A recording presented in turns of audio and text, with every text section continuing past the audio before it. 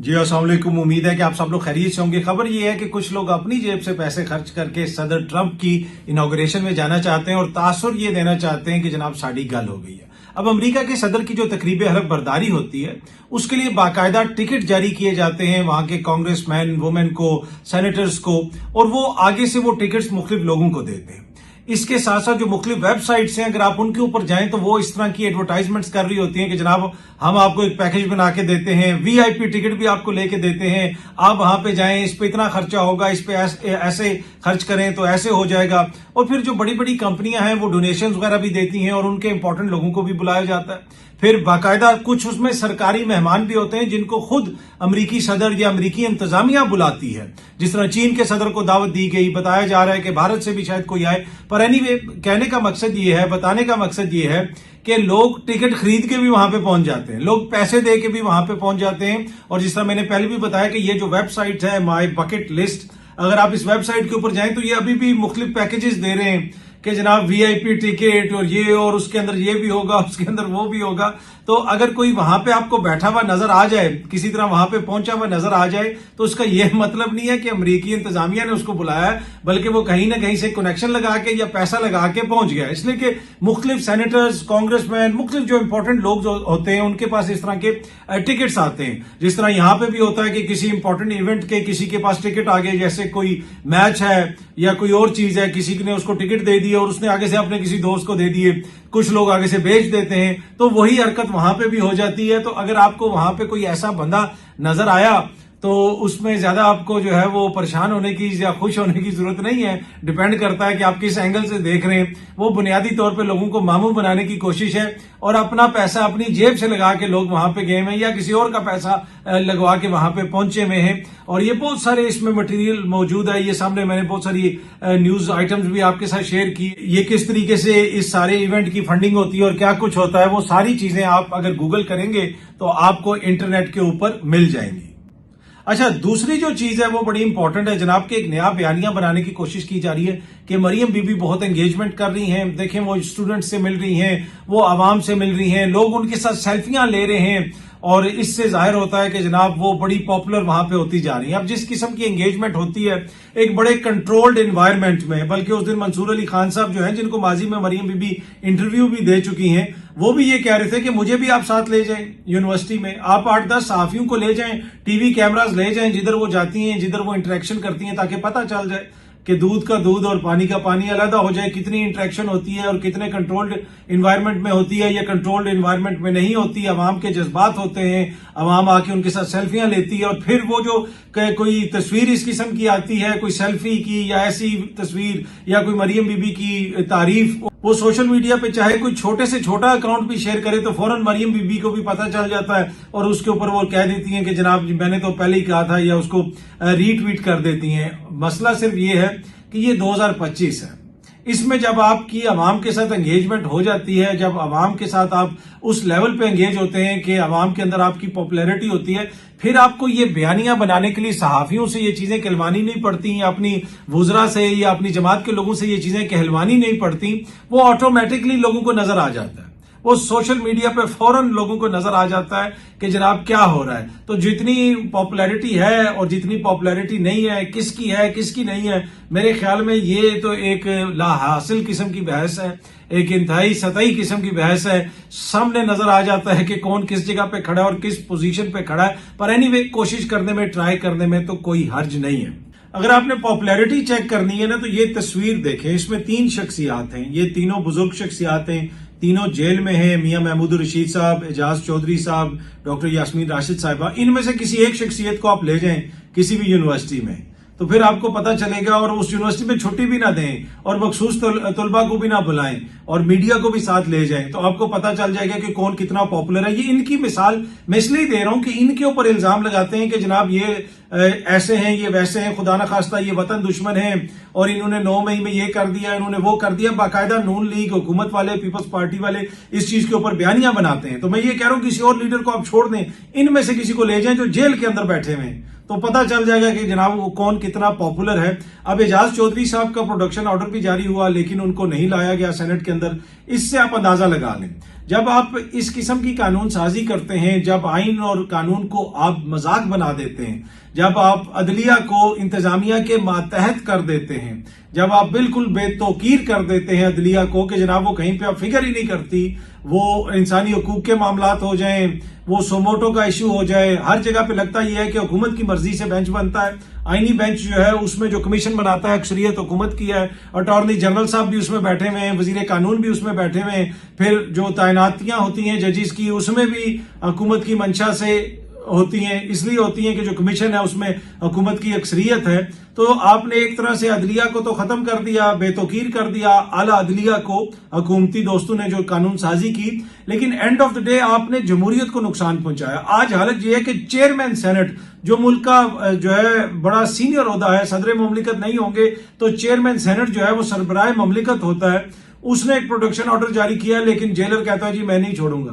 تو یہ حالت ہے. تو آپ نے بنیادی طور پہ اپنے پاؤں پہ کلاڑی ماری ہے. جب آپ جمہوریت کو کمزور کرتے ہیں، جب آپ جمہوریت کے جو ٹولز ہیں ان کو کمزور کرتے ہیں، اور اس میں عدلیہ کی آزادی، عدلیہ کی خود مختاری اور انڈیپینڈنس جو ہے وہ بڑا امپورٹنٹ ٹول ہے. اس کے بغیر جمہوریت کبھی بھی دنیا میں کسی جگہ پہ بھی مضبوط نہیں ہو سکتی. تو جب آپ اس کو ختم کرنے کی کوشش کرتے ہیں تو آپ آٹومیٹکلی جمہوریت کو نقصان پہنچاتے ہیں. پھر آج آپ کو اپنی اوقات بھی نظر آتی ہے کہ یہ ہے چیئرمین سینٹ کی اوقات، یہ ہے چیئرمین سینٹ کا حکم، اور یہ ہے آگے اس پہ عمل درآمد. اچھا جی، بڑی جو خبر ہے اس مہینے کی، زیادہ میڈیا اس کو ڈسکس نہیں کر رہا.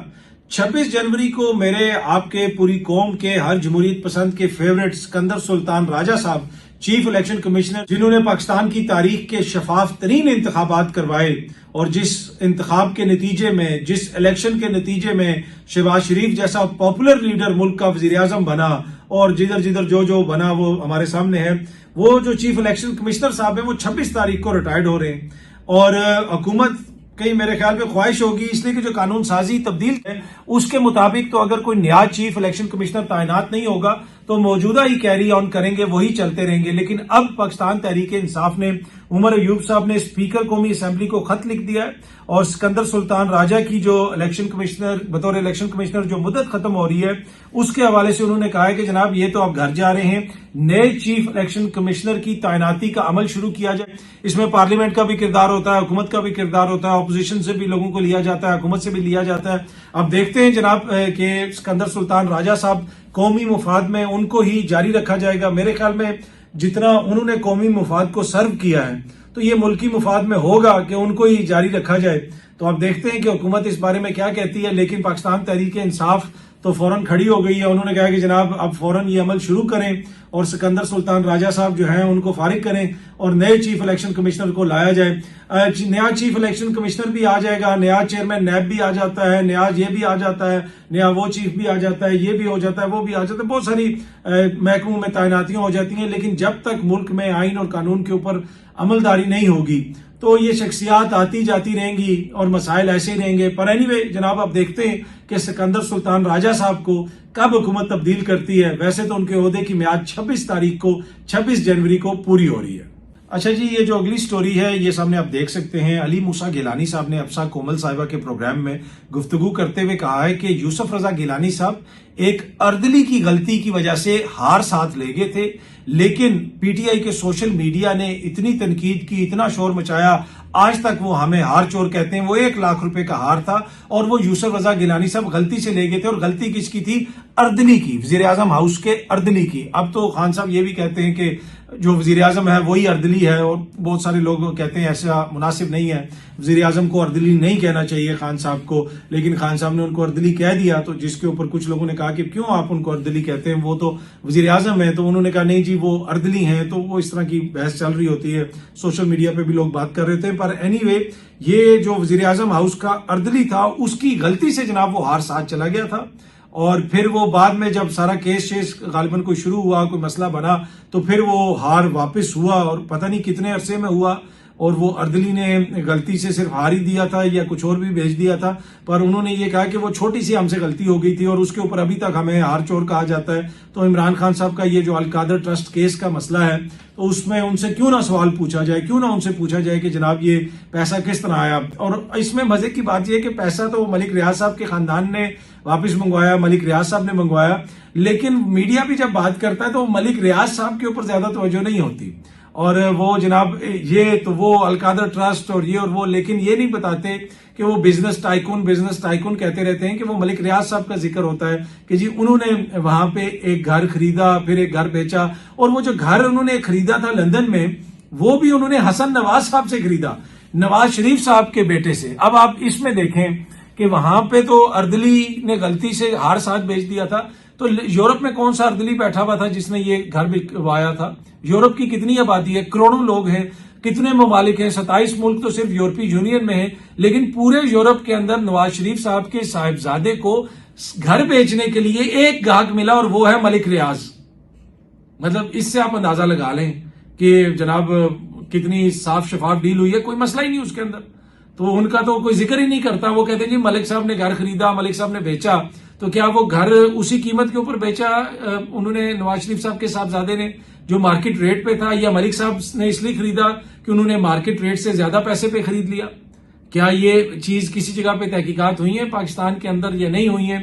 یا پھر ہو سکتا ہے کہ ان کو پسند آ گیا ہو، ان کی کوئی ہو ایک لگاؤ ہو کہ جی میاں صاحب کا گھر ہے، ان کے صاحبزادے کا گھر ہے، تو میں بھی ان سے خرید لیتا ہوں۔ پر اینی وے کتنا زبردست کوئنسیڈنس ہے کہ نواز شریف صاحب کے صاحبزادے نے لندن میں گھر بیچا اور ان کو ملک ریاض گاہک ملا، اور کرپٹ عمران خان ہے، کیونکہ وہ القادر یونیورسٹی بنی ہے، وہ سوابا کے پاس، وہ کھائی میں نیچے، جس کو اس زبان میں ادھر کسی کہتے ہیں، ادھر نیچے جو ہے بندہ جا نہیں سکتا، اور مجھے پتا ہے کہ ادھر کتنے کی زمین ہوتی ہے اور کتنی وہ قیمتی زمین ہے، اور اس میں سے کتنے وہ نکلیں گے، زیورات نکلیں گے، ہیرے نکلیں گے۔ پر اینی وے جناب علی موسیٰ گیلانی صاحب نے یہ چیز کلیئر کی ہے کہ وہ اردلی کی غلطی تھی جو ہاتھ ساتھ چلا گیا تھا۔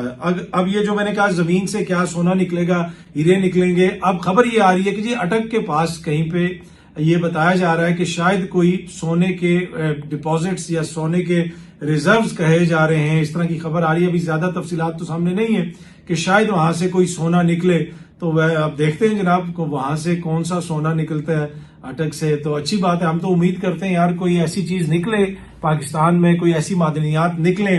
حکومت پاکستان نے جو PDM-1 کی حکومت تھی تو انہوں نے تو ایک منرل سمٹ بھی کیا تھا، آپ کو یاد ہوگا، بتایا گیا تھا کہ 6 ارب روپے کے تو صرف مٹی بک جائے گی، نہیں 6 ارب ڈالر کی وہ جو مٹی کھودی جائے گی وہ بک جائے گی۔ اب یہ ریکوڈیک اور یہ جو ساری معدنیات کی بات ہوتی ہے نا، اس میں پہلے آپ کو انویسٹ کرنا پڑتا ہے، ابھی $1 نہیں اس میں آ سکتا اگلے کئی سال تک، پہلے تو آپ نے اس میں انویسٹ کرنی ہے، اس کے اندر سے پوری وہ سپلائی چین بنے گی، وہاں سے چیزیں نکلیں گی، ان کو ریفائن کیا جائے گا، تو بڑا یہ ایک لمبا پروسیس ہوتا ہے۔ جس کو بھی آپ بیچتے ہیں، اگر آپ 10% بیچتے ہیں تو وہ کہتا ہے جی 10% میں حصہ ڈالوں گا اس کو ڈیولپ کرنے میں، تو اگر 90% شیئر آپ کے پاس ہے تو پھر آپ کو بھی حصہ ڈالنا پڑے گا۔ تو وہ جس طرح کی روزی پکچر پینٹ کی جا رہی تھی نا کہ اگلے چند مہینوں میں معدنیات ہی معدنیات اور پاکستان میں پیسہ ہی پیسہ، مطلب انہوں نے تو ایسے بات کی کہ مٹی جناب اتنی مہنگی بک جائے گی۔ مصدق ملک صاحب نے وہ پریس کانفرنس کی تھی، اس کے 3 دن تک، اس پریس کانفرنس کے بعد میں زمین پہ صحیح چلا نہیں، میں ایسے ایسے پاؤں کر کے چلتا تھا،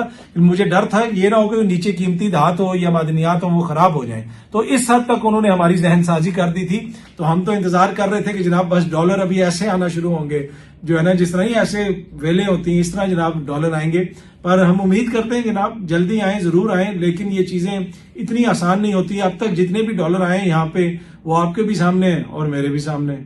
حکومت اور پاکستان تحریک انصاف میں مذاکرات بھی چل رہے ہیں، اور رانا ثناء اللہ صاحب نے ایک ٹی وی پروگرام میں گفتگو کرتے ہوئے کہا ہے کہ جو PTI والے ہیں ان کو اتنا ہی مانگنا چاہیے جتنا ہم دے سکتے ہیں، مطلب ہماری استطاعت کے مطابق جتنی ہماری چلتی ہے اس حکومت کے اندر بس اتنا ہی ہم سے مانگیں، زیادہ نہ مانگے۔ تحریک انصاف مہربانی کرے ہماری بساط کے مطابق ہم سے بات کرے، مذاکرات آگے بڑھائے۔ تو تو یہ کہہ رہے ہیں زیادہ نہ مانگے, مطلب جتنا ہم دے سکتے ہیں. تو اس سے آپ اندازہ لگا لیں کہ کتنی بااختیار حکومت ہے اور کتنا کچھ وہ دے سکتی ہے. پر اینی وے مذاکرات تو چل رہے ہیں, دیکھتے ہیں کہ جی ان مذاکرات کے نتیجے میں کیا چیز نکلتی ہے. ایک اور جو امپورٹنٹ خبر ہے وہ فوجی عدالتوں کے حوالے سے کیس جو چل رہا ہے سپریم کورٹ آف پاکستان میں. آج پھر معزز عدالت نے وہاں پہ بڑے امپورٹنٹ ریمارکس دیے. انہوں نے یہ بھی پوچھا کہ جو APS حملہ ہوا تھا جس میں بہت سارے بچے شہید ہو گئے تھے, اس میں جو لوگ پکڑے گئے تھے کیا ان کا ملٹری ٹرائل ہوا یا کیوں نہیں ہوا. اس وقت تو آئینی ترمیم کرنی پڑی, وہ سب کچھ کرنا پڑا, اب کیوں نہیں کرنا پڑا, اب کس طریقے سے ایسی ٹرائل کر دیے گئے. تو بہت سارے کوسچنز اٹھ رہے ہیں, معزز عدالت اٹھا رہی ہے, آئینی بینچ اٹھا رہا ہے. تو اب دیکھتے ہیں کہ اس کا کیا فیصلہ آتا ہے. یقیناً یہ بڑا امپورٹنٹ ایک کیس ہے اور فوجی عدالتوں نے جو بھی کام کیا اس کو ابھی تک تمام جو کانسٹیٹیوشنل امبریلا ہے اس کے تحت کیا. کانسٹیٹیوشن میں اس کو مکمل, جسے وہ آپ کہہ سکتے ہیں پروٹیکشن حاصل ہے ان تمام اقدامات کو, کیونکہ وہ سپریم کورٹ کی اجازت سے کیا. چاہے وہ مقدمہ چلانا ہو, چاہے وہ سزائیں دینا ہو, سزائیں دینے کی اجازت بھی اسی کانسٹیٹیوشنل بینچ نے دی, آئینی بینچ نے دی کہ آپ سزائیں سنا سکتے ہیں. سزائیں سنا بھی دی گئیں اور کچھ سزائیں معاف بھی ہو گئیں. تو وہ ان سب کو تو آئینی تحفظ حاصل ہے. اب اس کا مستقبل کیا ہوگا, کیا ان مقدمات کو اڑا دیا جائے گا, آئینی بینچ کیا فوجی عدالتوں کو ختم کر دے گا یا پھر کوئی بیچ میں فیصلہ آئے گا, اگلے چند دنوں کے اندر صورتحال جو ہے وہ کلیئر ہو جائے گی. آخر میں چھوٹی سی خبر, وہ ساؤتھ کوریا کا ایک صدر تھا, اس نے وہ تھوڑی سی دیر کے لیے, آپ کو یاد ہوگا کہ وہ لگایا تھا ماشاء اللہ, اور کیسے عوام پہنچی تھی پارلیمنٹ کے باہر اور کیسے پارلیمنٹ کھلی تھی رات کو. جب پارلیمنٹ فارم 45 پہ آئی ہو تو وہ ایسے کھلتی ہے. ماشاءاللہ لگا, پارلیمنٹ کھلی, پارلیمنٹ نے قرارداد پاس کی اور ماشاءاللہ کو 24 گھنٹے کے اندر ختم کروایا. یہاں پہ بھی انفارچونیٹلی آدھی رات کو عدالتیں بھی کھلتی ہیں, یہاں پہ آدھی رات کو قومی اسمبلی بھی کھلتی ہے, ایوان بھی کھلتے ہیں اقتدار کے, یہاں پہ آدھی رات کو قانون سازی بھی ہوتی ہے, لیکن وہ طاقتوروں کے مفادات کے تحفظ کے لیے ہوتی ہے, عوام کے تحفظ یا جمہوریت کے دفاع کے لیے نہیں ہوتی.